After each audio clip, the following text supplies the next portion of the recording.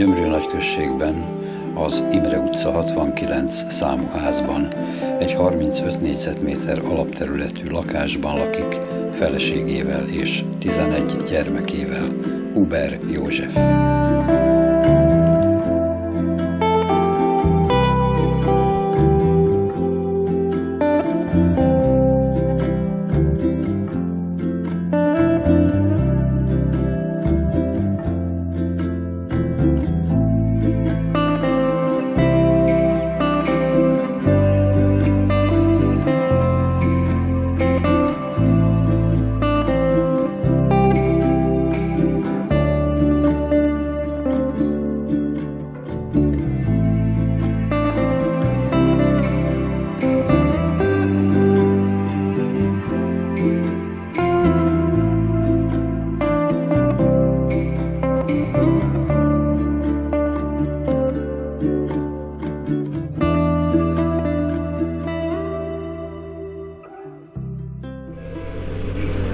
Most lesz 7 éve, hogy itt lakunk. Már itt laktunk, mikor beadtuk a lakásigénylésünket. Akkor megígérte a kis, hogy megkapom itt hozzácsatolják a lakáshoz azt a 2 szobakonyhát, amiből a doktornéni kiköltözött.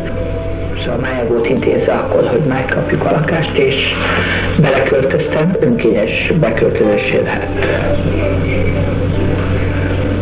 intéztek a tanácsházára, szóval, hogy karhatalommal ki akartak belőle pakoltatni.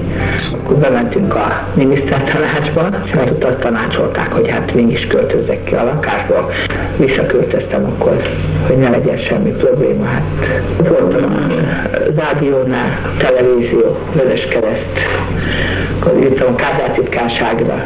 A rádiótól például Rabnóra azt a választ adta, hogy hát forduljak a tanácshoz, hát ugye ők az illetékes felettes szerző, ebben nem tud segítséget nyújtani.